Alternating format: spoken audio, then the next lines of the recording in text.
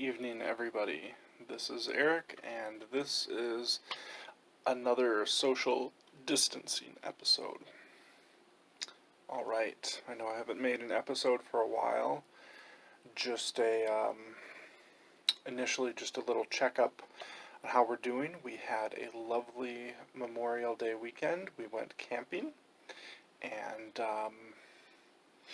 I won't go too much into detail with that. It was just beautiful and wonderful, and everything went well.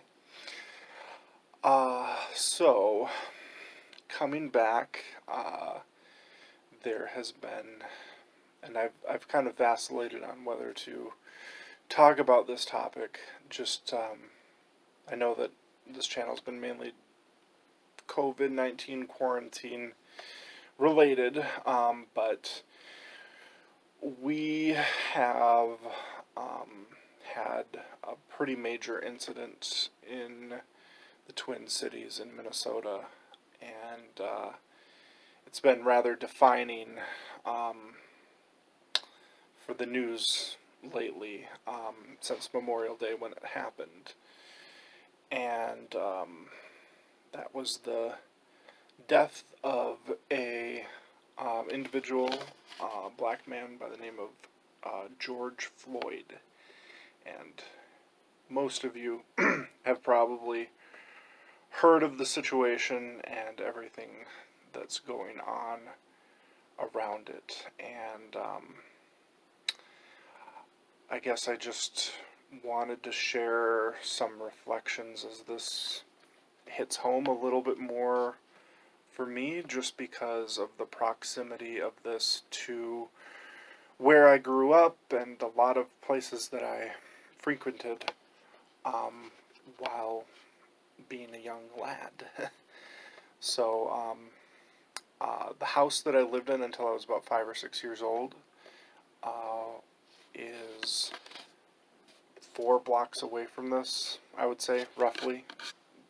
Speaking in terms of non-cities, it's like 3 short blocks and 2 long blocks away, or something like that. So really close. I mean, it would be like a 5-minute walk over to where this happened. The church that I went to until I was in high school, a block away from this. So really close. I'm a South Minneapolis kid. The house that we then moved into was still in South Minneapolis. It was only like a 7-minute drive from that area, so we didn't move far or anything like that. So this is an area that I've frequented. I mean, the store that it happened in front of is called Cup Foods. That store has just been the butt of stupid jokes in my life. I remember kids at my church or in the neighborhood just saying, "Oh, I couldn't go to Cub Foods." That's kind of the big grocery store chain here in the Twin Cities. Had to go to Cup Foods, C-U-P Foods. I didn't go to that store very often, but it's a store I've known about my whole life. I'm kind of surprised it's still there. So anyway, just this has just been kind of weighing heavy on me. Just that video, and I'm a pretty objective person. That video is really heartbreaking, and I maybe am still trying to process it, because I kind of don't believe what my eyes are showing me. I just can't believe you're actually doing that while being. I just can't. It's hard for me to process that what the police officer is doing to this handcuffed man. I think this could be a turning point. It's interesting to have this news. It's the first real snap us out of the COVID-19 focus, to focus on another matter, something that's been kind of ongoing. And Twin Cities has had our flashpoints with kind of police and black men being killed by the police. But this one's kind of almost at like a different level because it's 9 minutes long. It's a long video, and it's not like a bang bang situation. And to me, I mean, I don't have anything that I could see that would make it anything less than manslaughter. Personally, I believe it looks like some form of murder. I'm trying to see all arguments. I have just not come across an argument that would make it so that it wasn't at least manslaughter. And I don't say these things lightly. I'm not one, as some of you might know, I'm not one to sort of jump to charges or conclusions or anything like that, but that is what I see. And the news that came out this evening that maybe got me a little bit more wrapped up in this was that George Floyd did not have a pulse when he left the scene. And so one of the things, like the official report, he was declared dead at the hospital later, but now the news is out that he didn't have a pulse when he left the scene, when the emergency medical technicians, the EMT, when they reached him and checked the pulse, he didn't have a pulse. So how that kind of hit home for me was that the 2 times that I watched the video, I managed to watch it twice because I had to kind of confirm that there were actually 4 cops, because you don't see the other 2 cops through most of the videos. They're there. They're just behind the car. If you watch the video closely at the beginning, they are there. You can see them. But what I realized is those 2 times that I watched the video, I was actually watching the man die. So that's hit me heavy. I guess there was kind of part of me that was like saying, well, maybe, certainly what they did was wrong and probably caused the man's death, but maybe it had sort of like triggered a heart attack or something. No, you're literally watching them suffocate the air out of him. That is what that confirms. Which kind of hit me heavy. It's kind of a realization of what I'd watched. And have I meant it? Just it's long. There's so many times in it that I was just like, can you just let up? Like, that's my emotional reaction when watching the video. Just let up. What? And I just want to commend the bystanders. They were about as pleasant and decent and helpful to the situation as you could possibly imagine.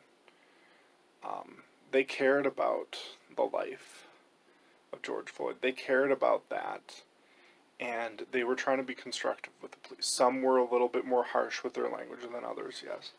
I really want to commend, I feel like I know these people. These are Minneapolitans. These are people I grew up with. It's just, the voice is there. I don't need to see them.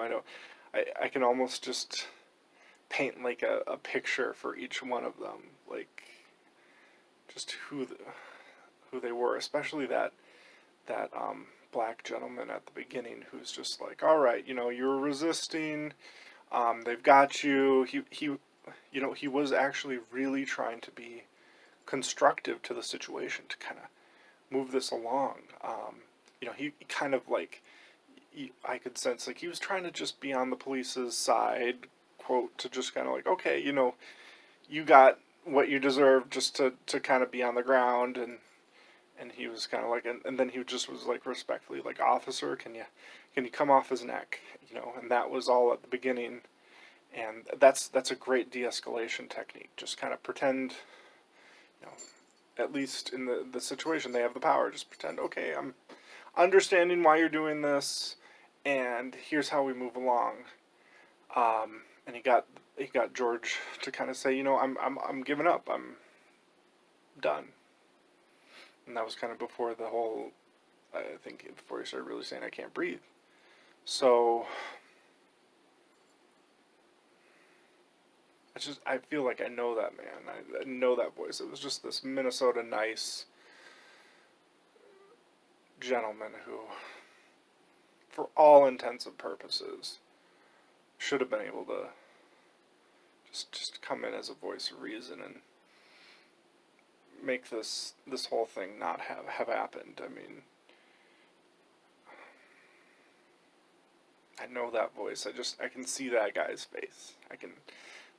That is a guy who definitely lives around like the 40th in Chicago, 38th in Chicago area. That's, the people I met growing up, neighbors that I had. I remember this older black gentleman, neighbor that we had, Rick. Definitely not him. He'd be pretty old by now, but just I knew those voices, and yeah, it was hard. It was really hard to just see that and hear them talking in a way that I thought was so reasonable and so helpful. And yeah, so it's just really sad, and that's part of my COVID experience. That's probably one of the biggest emotional things I've had here in this COVID, since the COVID started. I had deaths of a couple family members, February and January respectively, but this is hard, and I do think that there's an opportunity here for many, many people to kind of speak and just grieve, lament. This is sad. This is a sad thing, and I think it's justified, understandable. It's the right thing to do. I agree with the mayor that they do need to arrest this cop. They do need to arrest this Derek, who is the main culprit, the man kneeing George Floyd's neck. And I just don't see any argument as to why that shouldn't happen. And again, I'm trying not to just interject all sorts of my opinion. This is just really, I think, what anybody can see. So, thanks everybody. Yeah. Be well, be healthy, be safe, be all that. All right. Bye.